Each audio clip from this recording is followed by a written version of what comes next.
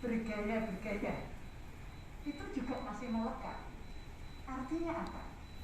Tag ini membanggakan, tapi kadang tidak membahagiakan dalam pandangan umum. Whatever, apapun itu, betul. Ketika kode etik, jalan kebenaran, kebaikan, tuntunan agama juga mengajarkan kebaikan.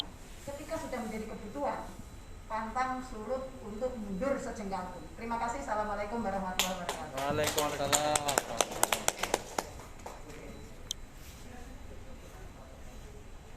Baik, terima kasih Ibu. Sekarang cukup panjang lebar komentarnya. Terima kasih. Mungkin nanti akan dijawab panjang lebar juga oleh Ibu Albertina. Tapi saya beri kesempatan sekali lagi ke Bapak, mungkin biar dua penanya dulu, penanggap, nanti baru kita diskusi. Silakan. Ya, terima kasih. Saya Aris Supriyanto, Bu, dari Lampung. Ini sekedar sharing. Jadi kalau saya mengamati, Pak, Ibu, bahwa kode etik yang paling berat untuk dilaksanakan itu adalah kode etik yang pertama, religius. Karena bentuk wujud pertanggungjawaban kita kepada Allah SWT. Dan bagaimana seorang penyuluh anti korupsi itu bisa mengamalkan kode etik pertama ini sesuai dengan keyakinan masing-masing. Ini paling berat saya. Dan ini juga seharusnya seluruh pejuang-pejuang anti korupsi maupun di internal KPK pun ikut mendukung ini. Contoh begini, tadi ajar berkumandang, Bu. Nah, kita istirahat, alhamdulillah, Ibu kasih waktu lihat teman-teman untuk sholat. Itu yang pertama harus diutamakan. Dan saya senang sekali ada kumandang ajar di KPK ini, pendukungan. Tapi bagaimana perwujudan pengamalannya pada diri kita masing-masing? Ini yang paling berat saya kira. Makanya ini ada saran, Bu, apakah ini memang perlu dikuatkan nilai-nilai nomor 1 ini? Kenapa? Pemberantasan korupsi hanya dengan iman, tidak ada cara lain. Kalau takut dengan KPK, nggak korupsi, KPK-nya pulang, korupsi lagi, Bu. Iya, KPK-nya pulang, inspektoratnya pulang, polisinya pulang, korupsi lagi. Tapi kalau tidak korupsi karena takut kepada Allah, yakin itulah integritas yang sebenarnya. Nah, makanya saya inginkan dalam penegakan kode etik yang pertama ini betul-betul diwujudkan. Bukan sekedar hanya seremonial, bahwa religius sudah titik selesai. Dan ini termasuk di KPK sendiri. Bukannya sekedar kami yang penyuluh anti korupsi, bukan, semuanya penegak-penegak berjuang anti korupsi di KPK. Semuanya dalam menindak, dalam memperbaiki sistemnya, semua utamakan nomor 1 ini, religius. Yang kedua nih Pak Inspektur, ya nanti saya juga Pak, saya udah keliling mana-mana Pak, ke inspektorat kabupaten kota di Provinsi Lampung. Saya sangat prihatin, saya sangat sedih sekali. Kenapa? Lampung dan lain-lain teman-teman lain di inspektorat di tempat-tempat lain, Pak, saya yakin nggak hanya Lampung aja, ini paling sulit untuk mengajak teman-teman dari penyuluh anti korupsi. Kenapa? Saya ini teman-teman saya datangin satu persatu mereka. Apa jawabannya waktu saya ajak jadi penyuluh? Saya belum bisa ninggalkan itu, Mas. Gimana amplop ini kan datang, gak saya minta. Gimana saya mau nolaknya? Dan perlu saya masih butuh ini. Waduh, ini teman-teman saya aja rata-rata masih berat. Dan ini saya minta pada apakah ada satu pemikiran untuk menjebol, bukan saya menjebol ya, menyadarkan mereka ini begitu pentingnya ini penegakan anti korupsi di bidang di inspektorat sendiri, di lingkungan inspektorat itu sendiri. Karena apa ya?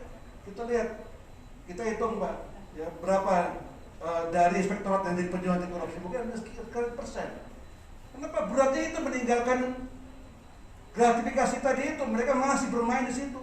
Dan karena mereka teman saya, semua mereka jujur ngomong, saya masih terima, saya belum bisa ikut itu, nanti dulu katanya. Nah ini PR tuh Bapak Inspektur, agar bisa gimana pemikirannya mengajak teman-teman di seluruh lingkungan inspektorat seluruh Indonesia ini, agar mereka ikut punya pikiran yang legowo, mau meninggalkan pekerjaan-pekerjaan lama dan menjadi penyuluh anti korupsi.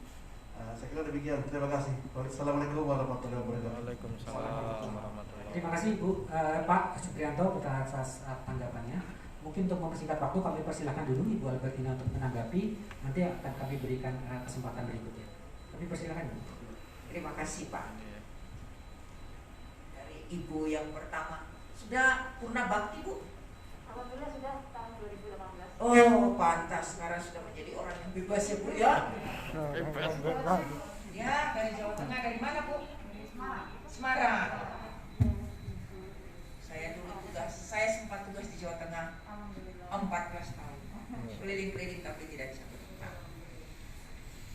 Yang pertama adalah masalah teguh kita pegang kode etik, tapi lingkungan tidak menerima. Lalu yang kedua, masalah dilema etik.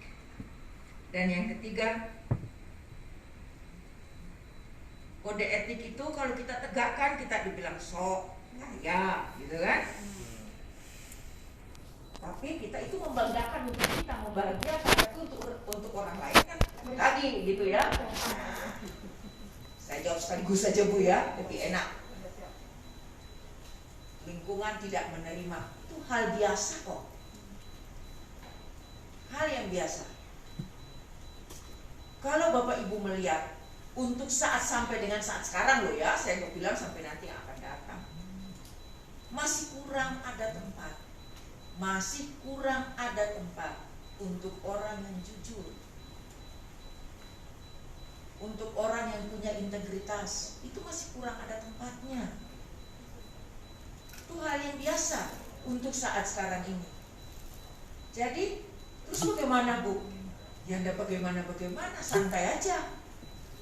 Yang jelas kalau Bapak Ibu mau menjadi orang yang jujur, mau menjadi orang yang integritas, apalagi tadi sudah disampaikan oleh Ibu yang dari Semarang, saya katakan bahwa siap kadang-kadang menjadi orang yang merasa apa? Sepi di tengah keramaian, bisa merasa sepi.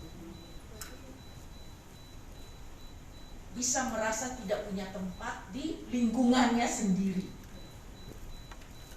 Tapi terus bagaimana? Ya enggak masalah kan? Ini masalah prinsip. Masalah prinsip. Ini akan kesana Bu, akhirnya kita akan menghadapi apa? Dilema etik kan? Saya mau melaksanakan, langgar etik. Kalau saya tidak melaksanakan, saya dibilang sok gaya oleh lingkungan, dalam tanda petik. Terus dilema etik, tapi kita melakukan kompromi. Kalau saya ya, saya katakan kita melakukan kompromi. Komprominya bagaimana? Saya sering kalau sama-sama berdiskusi etik, saya katakan kita jangan menentang arus. Mau menentang arus Bapak Ibu, mati tenggelam. Kita mengikuti arus, tapi kita mengendalikan arus itu, dan kita tidak hanyut oleh arus.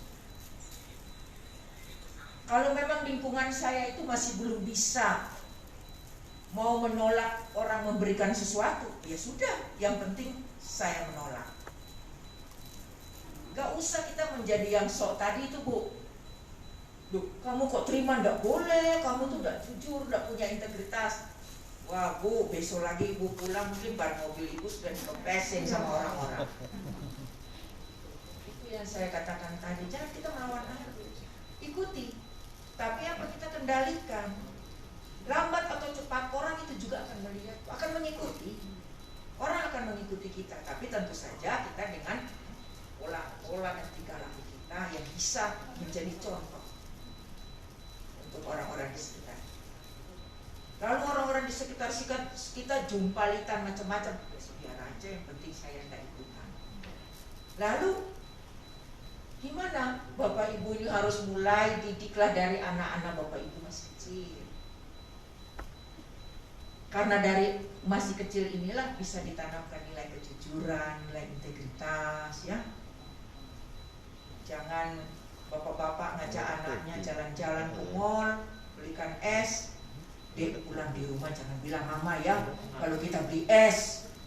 Sudah ngajarin anaknya bohong. Iya. Dan itu anak itu akan membohong, kalau begitu berbohong tidak apa-apa. Kan gitu. Nanti ibu-ibu ada tamu bilangin ibu nggak ada. Anak kan bingung, ibunya ada kok bilang nggak ada, gimana ini? Anak itu akan merasa berbohong itu hal yang biasa kok. PR anaknya, ibunya yang ngerjain. Ini kan sebenarnya sudah mengajarin anak untuk berbuat curang, berbuat tidak jujur. Itu kan tanggung jawab anak, harus anak yang mengerjakan. Anak menyontek, biar aja nggak apa-apa, contek aja. Nah ini, jadi bapak ibu juga punya tanggung jawab di dalam, paling tidak di dalam, mulai dari lingkungan kecil Bu ya, keluarga sendiri, kemudian baru di tetangga-tetangga kita, di lingkungan pekerjaan kita. Lingkungan besarnya nggak bisa ya sudahlah, di sebelahan, yang sebelah meja dengan saya aja, nggak apa-apa. Tapi kan kita berharap bahwa semakin banyak orang yang berbuat begitu, lama-lama kan akan semakin banyak, sehingga kita tidak akan merasa menjadi sok lagi ya Bu ya, tapi kita merasa itu sebagai hal yang biasa. Bahkan kita akan merasa bahwa loh, orang itu kok tidak jujur, itu sebagai orang yang aneh. Kalau sekarang ini kan terbalik, orang yang jujur, orang yang punya integritas itu orang yang aneh. Sekarang kan begitu. Nah, kita harus mengubah itu ke depan. Orang yang tidak jujur dan tidak punya integritas itu orang yang aneh. Kalau tekad Bapak Ibu itu sama dengan teman-teman di sini nanti. Jangan terus dipikir, wah orang KPK tuh hebat begini. Belum tentu ya Pak ya. Ini Bapak ini tadi sudah ngomong, orang KPK juga harus ya Pak ya. Nah, kita ke pertanyaan yang berikutnya, masalah religiusitas. Ini kelihatannya paling penting Bu, paling harus dikuatkan. Karena kalau tidak, KPK pergi, polisi pergi, korupsi jalan lagi. Sebenarnya Pak, kalau kita itu menjalankan perintah agama, semua agama itu baik, ngajarin baik semuanya, gak perlu ada kode etik Pak, gitu? Kan kita udah takut sama Tuhan, kita melaksanakan semuanya tidak perlu diawasi, tak perlu ada kode etik. Tapi sampai saat ini belum ada Pak, belum bisa orang ini. Akhirnya adalah itu kode etik. Jadi kalau Bapak katakan religiusitas itu penting, penting banget Pak. Tapi, nah itu tapinya. Ini mohon maaf ya, mohon maaf Bapak Ibu. Kelihatannya orang itu lebih takut KPK, lebih takut polisi daripada Tuhan. Betul nggak kira-kira? Betul. Karena apa? Begitu tidak ada KPK, begitu tidak ada polisi, dia korupsi ya Pak ya. Padahal ada Tuhan. Berarti tidak takut sama Tuhan. Lebih takut KPK sama polisi. Nah, untuk itu memang betul Pak, kalau kita sudah bisa menjalankan apa yang diperintahkan agama, yakin deh, tidak ada lagi korupsi. Pasti itu. Bapak sudah takut sama Tuhan. Kalau Bapak Ibu tidak percaya ya, pembuktian deh. Coba perhatikan, kalau orang itu mau melakukan sesuatu, nah kalau lihat di berita di TV, kadang-kadang ada yang mencuri gitu kan. Terus kita lihat di CCTV ada di TV sering dimunculkan. Orang ini kalau dia mau mengambil sesuatu yang dilihat kemana? Kanan kiri kan? Kanan kiri belakang gitu. Lihat ke atas nggak? Nggak lihat. Padahal yang di atas melihat. Itu salah satu bukti tidak takut sama Tuhan, cuma takut sama di sekitar kita manusia. Lalu sulit untuk anti korupsi. Bagaimana menegakkan di lingkungan inspektorat? Memang betul Pak, sulit banget. Jam 4 ya, Ibu Vina, jam 4 kan? Ya.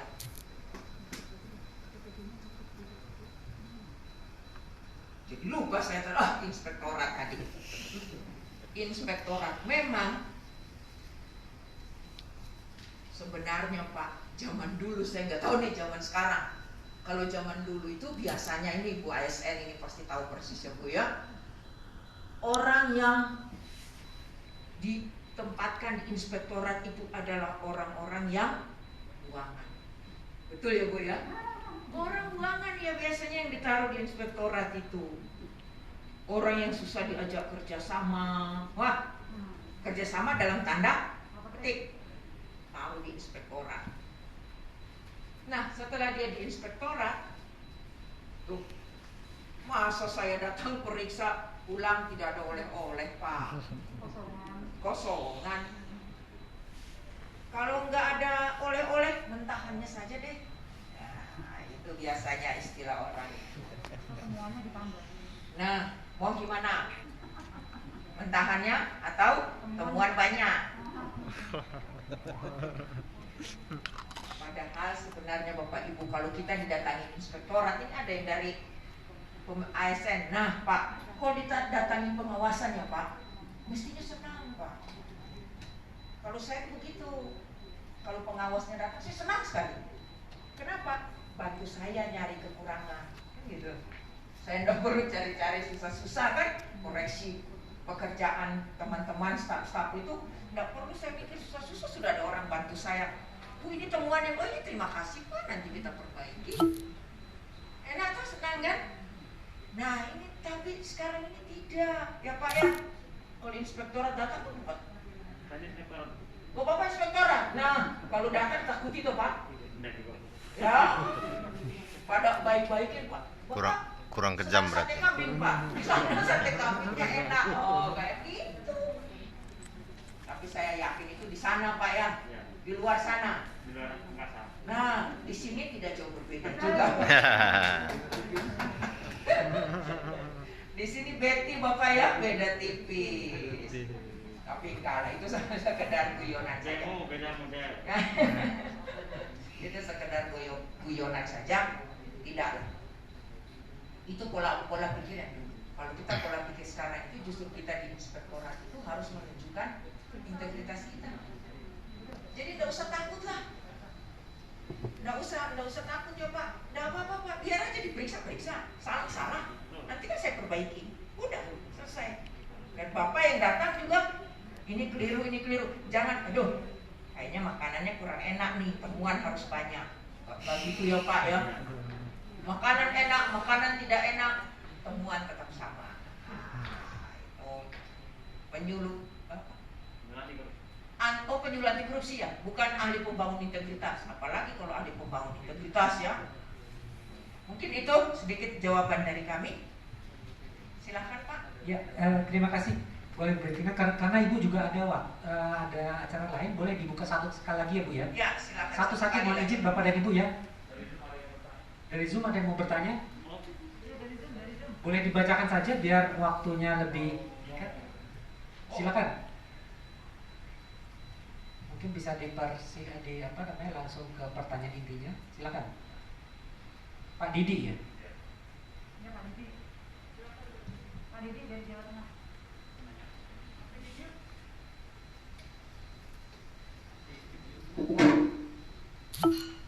Terima kasih. Ya.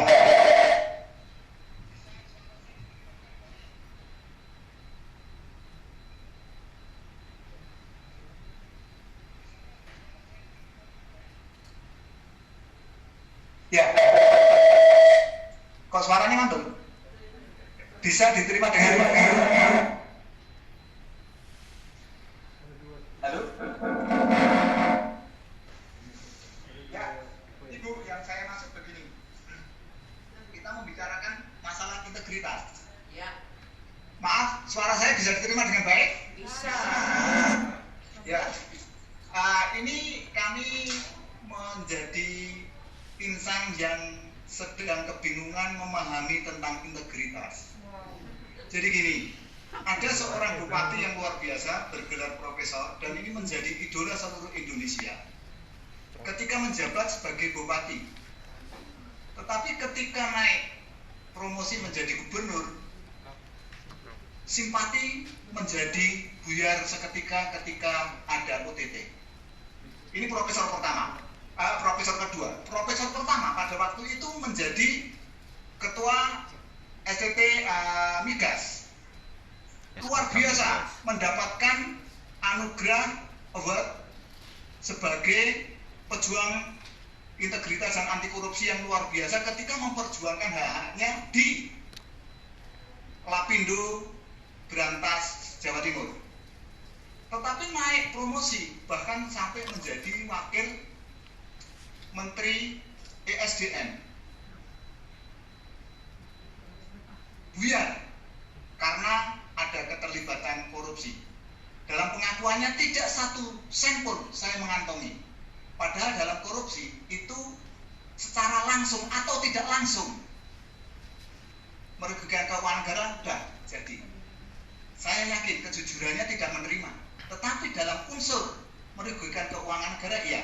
Nah, di sini orang-orang yang berintegritas, orang-orang yang jujur, orang-orang yang berbudi pekerti luhur, orang-orang yang track recordnya bagus luar biasa, mendadak sontak, itu menjadi jungkir balik yang sedemikian rupa dan mengerikan. Rasa simpatik bangsa Indonesia yang semula sangat menjunjung tinggi perjuangan-perjuangannya hancur lebur seketika ketika KPK melakukan OTT. Nah, makna-makna apa sebetulnya yang dimaksud dengan integritas? Bahkan ini terjadi pada orang-orang yang berpendidikan tinggi dan menduduki kedudukan yang luar biasa di jabatan yang aduhai di Indonesia. Tidak hanya 2 profesor, anggota-anggota DPR dan sebagainya. Ini pemahaman integritasnya luar biasa, teriakannya anti korupsi luar biasa.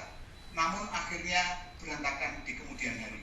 Apakah ada suatu predefinisi gitu ya, tentang integritas yang bisa berubah sontak kemudian menjadi delosor seperti demikian itu? Kami prihatin, sehingga simpati yang kemarin kami bangun atas orang yang dapat dikatakan akan kami jadikan cermin itu berantakan, bahkan cerminnya pecah menjadi berkeping-keping, tidak bisa untuk bercermin dengan baik. Ibu, itu aja kira-kira kami ini tadi chatting supaya ditulis, tapi makna tulisan ini kurang mengena kalau disuarakan lewat tulisan. Saya mencoba mengekspresikannya lewat suara. Demikian Bu, ini sekedar urun rembuk, mungkin ada tinjauan lebih lanjut tentang integritas. Terima kasih.